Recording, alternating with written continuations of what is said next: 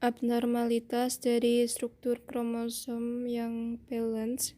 Yang kedua ada inversi. Inversi ini merupakan patahan kromosom di dua tempat yang diikuti dengan berputarnya patahan tersebut sebesar 180 derajat, sehingga posisinya menjadi terbalik. Jadi nanti ada dua patahan di dua sisi, atas dengan bawah. Patahan itu akan berputar 180 derajat dan kembali lagi ke kromosom itu sehingga posisinya menjadi terbalik. Ada dua jenis. Yang pertama parasentrik. Parasentrik itu jika inversi terjadi tidak melibatkan kromosom. Tidak melibatkan sentromer. Jadi di sini kan ada sentromer. Nah, ini kan inversinya kan di sini. Jika inversinya terjadi di sini ataupun hanya di sini tidak mengenai sentromer, ini disebut sebagai parasentrik inversi parasentrik. Sedangkan kalau mengenai sentromer, nah ini sentromernya akan kena, jadi dinamakan inversi perisentrik. Yang ketiga yaitu insersi. Kalau tadi pakai V, kalau sekarang pakai S. Insersi terjadi karena segmen dari salah satu kromosom dimasukkan ke dalam kromosom yang lain. Di sini ada contohnya beberapa segmen dari kromosom 4 akan dimasukkan ke dalam kromosom nomor 20. Jadi sebelumnya ini kan masih panjang. Nah, karena ini sebagian segmennya ini akan ditransformasikan ke kromosom nomor 20, maka kromosom nomor 4 menjadi pendek. Ini menjadi pendek dan ini menjadi yang menerima ini yaitu kromosom 20 menjadi panjang. Untuk selanjutnya yaitu ada abnormalitas struktur kromosom yang unbalanced, tidak seimbang. Contohnya meliputi 3, ada delesi, duplikasi, dan isokromosom. Untuk yang pertama yaitu delesi. Delesi ini merupakan hilangnya segmen kromosom baik secara terminal maupun secara interstisial. Jadi ini kan yang warna hijau ini mengalami delesi, jadi ini hilang. Sehingga struktur kromosomnya menjadi lebih pendek.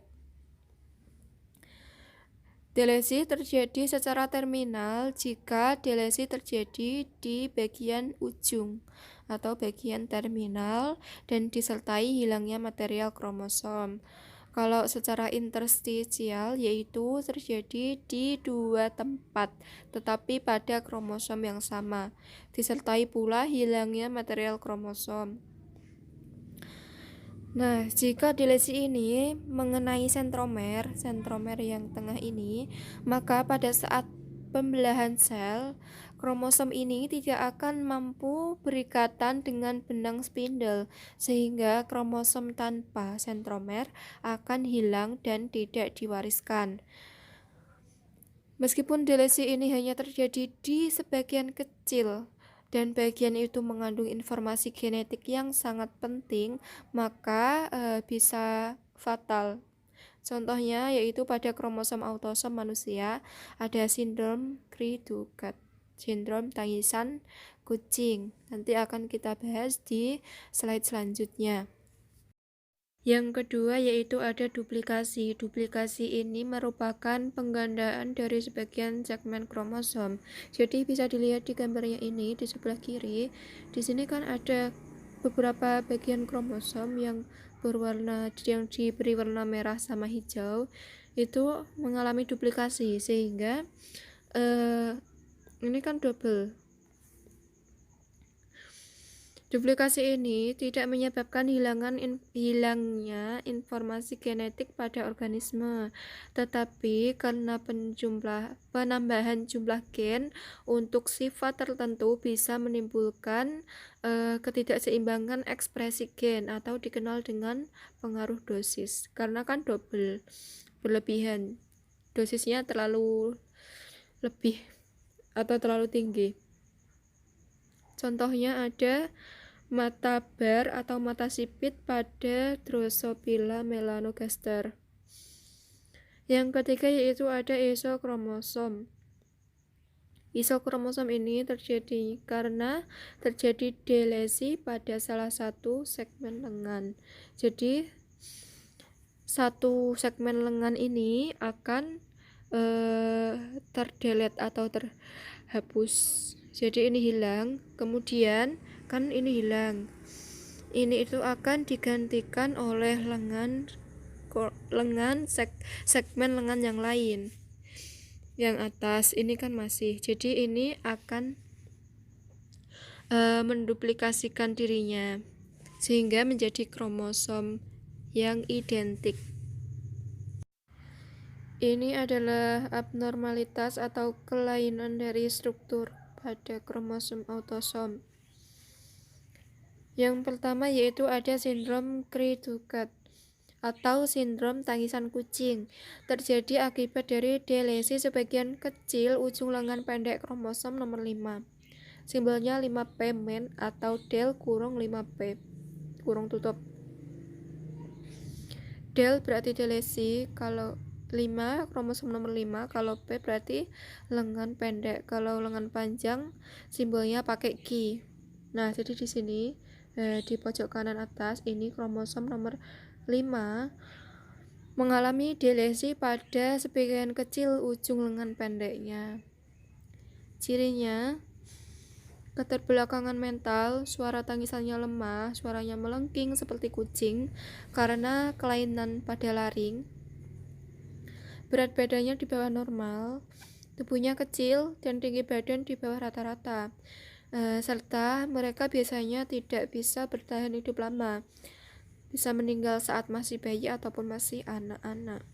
Nah, ini gambar dari penderita sindrom Cri-du-Chat.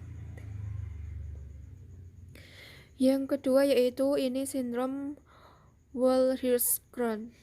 Kalau tadi delesi pada kromosom nomor 5, lengan pendek kromosom nomor 5, kalau sindrom ini delesi pada segmen lengan pendek kromosom nomor 4. Cirinya penampilan wajahnya khas, bisa dilihat di sini. Memiliki wajah yang khas, telinganya rendah, matanya sangat lebar, hambatan pertumbuhan saat janin, hipotonia yaitu penurunan tonus atau tegangan otot, disabilitas intelektual yang berat, dan defek kulit kepala di garis tengah posterior atau aplasia kutis. Selanjutnya ada sindrom Prader-Willi sama Angelman. Ini sama penyebabnya yaitu mikrodelesi atau delesis yang sangat kecil pada kromosom lengan panjang. Kromosom nomor 15 lengan panjang.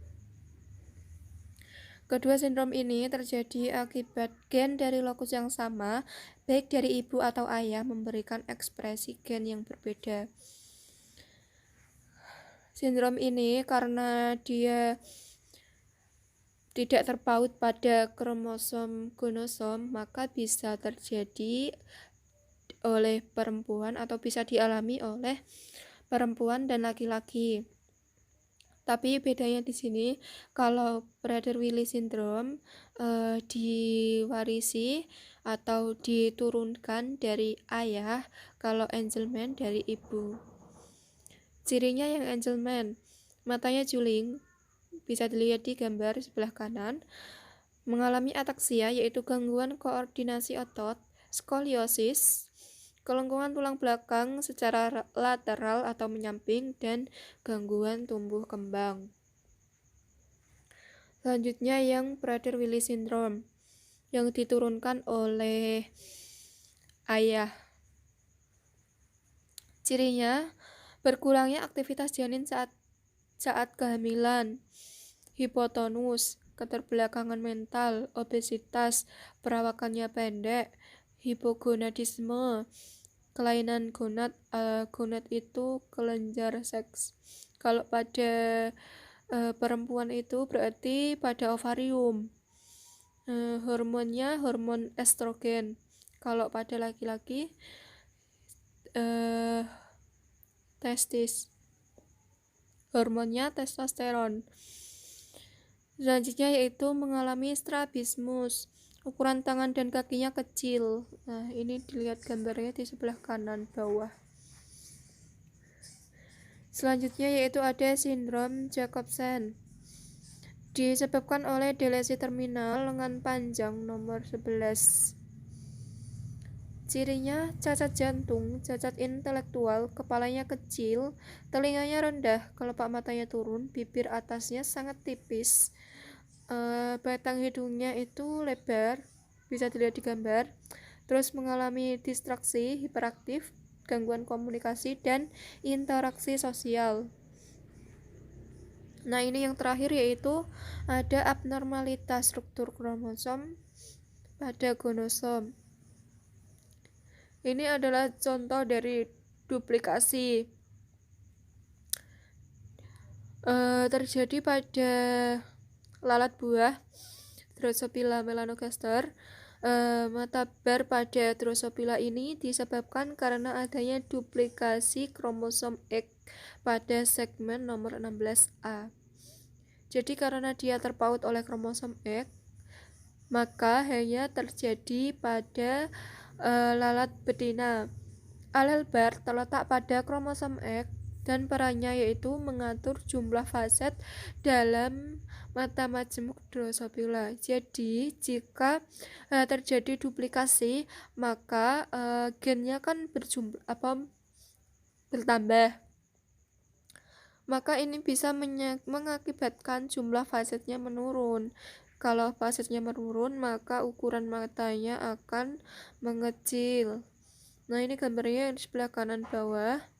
Yang atas normal, yang bawah itu ini ada heterozigot, yang kanan ada homozigot. Sekian dari pemaparan materi dari kelompok 9. Kami meminta maaf jika ada kesalahan dalam penyampaian ataupun masih ada kekurangan dan gangguan-gangguan suara. Kami minta maaf. Jika nanti teman-teman masih ada yang bingung atau tidak setuju dengan apa yang kami sampaikan, bisa disampaikan di forum diskusi di WA Group. Terima kasih. Wassalamualaikum warahmatullahi wabarakatuh.